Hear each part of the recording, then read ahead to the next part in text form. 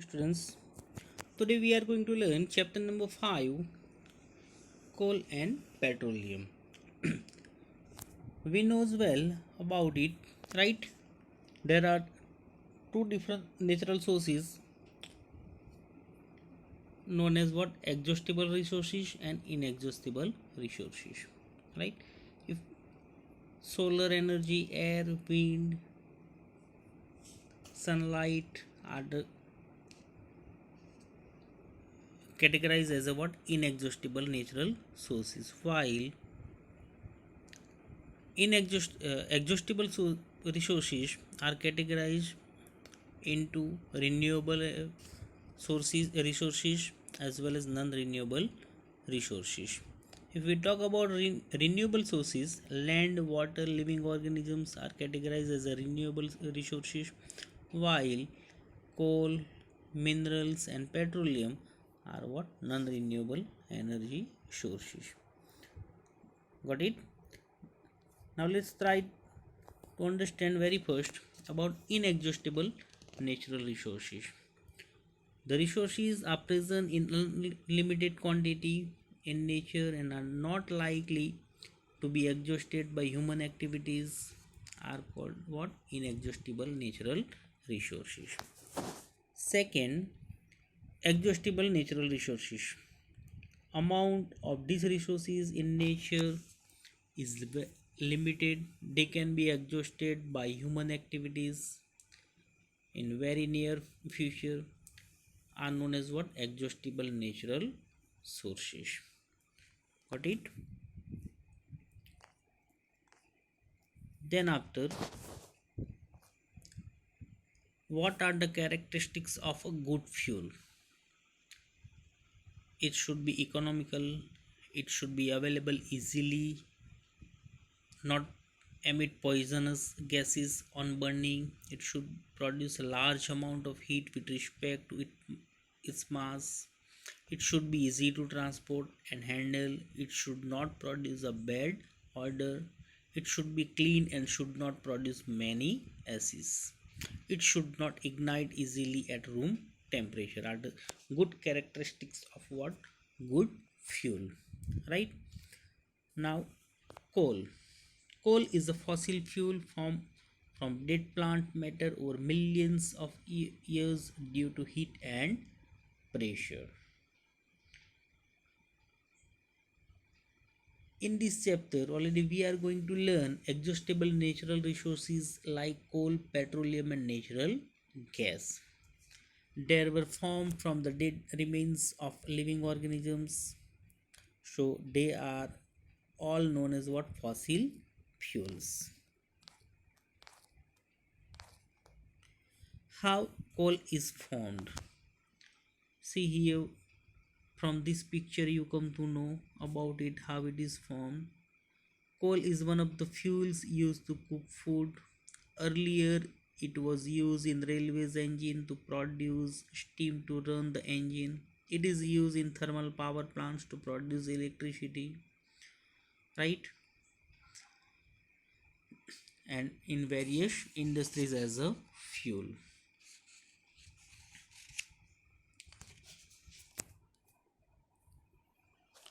Over millions of years, coal is formed through different biological and geological processes on dead and decaying plant matter.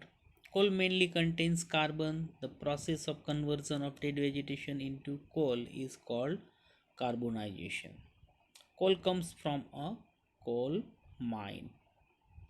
What is the composition of coal? Which are the components? By it's already composed. Coal consists of hydrogen, carbon, oxygen, and sulfur. Small amount of sulfur. Now, what is coal mining? Mining means what? The process by which we can dig out, right, from the soil. Coal is extracted from the ground with a process called mining. Coal mining can be of two types: open cast mining and underground mining. Open cast mining, mining in which coal is extracted from near the earth's surface is known as what? Open cast. While underground means in which coal is extracted from deep inside the earth's crust.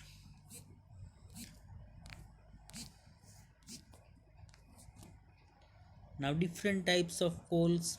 As coal gets older, the carbon content in it is higher. When coal is burned, it mainly produces carbon dioxide gas, peat, lignite, bituminous, steam coal, anthracite, and graphite are the different types of coal found from the mining. Now, what are the uses of coal? Used as a fuel to cook food, used in thermal power plants to produce electricity. About it already we had discussed before, right? Used as a fuel in various industries. Once used as fuel to run steam powered in railway engines. When processed coal yields coal tar and coal gas, which in turn is used by many industries. Now first, coke, tough, porous and black substance. It is the almost pure form of carbon. Coke is used in the manufacture of steel and in the extraction of many metals. The processing of coal to get coke also yields coal gas. Second is coal tar. It is a black, thick liquid with an unpleasant smell. It is a mixture of about 200 substances. Yields many products that are used as a raw materials to manufacture drugs, explosives, naphthalene balls, perfumes, synthetic dyes, paints, plastics, roofing materials, photographic materials, etc. Earlier, coal tar was used for metaling the roads. Now, bitumen is used for that purpose. Got it? Next is coal gas. Coal gas is obtained during the processing of coal to get coke. It is used as a fuel in many industries situated near the coal processing plants. Mainly used as heat source and not as a light source. Once used for street lighting, it was used for this purpose for the first time in London in 1810 and for the first time in New York in 1820. It was the use of the coal gas in London as well as in America. Now then, after petroleum, what do you mean of it? The term petroleum is derived from two words. Petra means rock and olim means oil. It is mined from the rocks under the earth. Petroleum is a fossil fuel formed from the remains of ancient marine organisms. How is petroleum and natural gas formed? See here from the picture you come to know. Petroleum was formed from organisms living in the sea. As these organisms died, their bodies settled at the bottom of the sea and got covered with layers of sand and clay. Over millions of years, absence of air, high temperature, and high pressure transformed the dead organisms into petroleum and natural gas. In the figure, it shows the deposits of petroleum and natural gas. You see that the layer containing petroleum, oil, and gas is above that of water, right? Then, after it is refined in the industry, see, just for your knowledge, in the world's first oil well was drilled in Pennsylvania in America in 1859. 8 years later, in 1867, oil was struck at Makum in Assam in India. Oil is found in Assam, Gujarat, Mumbai, High, and in the river basins of Godavari and Krishna. Got it? When we dig oil wells, natural gas is above crude oil, which in turn is above water. This happens because gas and oil are lighter than water and do not mix with it. Now, then, of the refining of petroleum. Originally, petroleum is a mixture of many things such as petrol, diesel, petroleum, paraffin, wax, lubricating oil, etc. It is a dark and oily liquid which with an unpleasant odor. Refining of petroleum is the process by which different constituents of petroleum are separated. This process takes place in a petroleum refinery.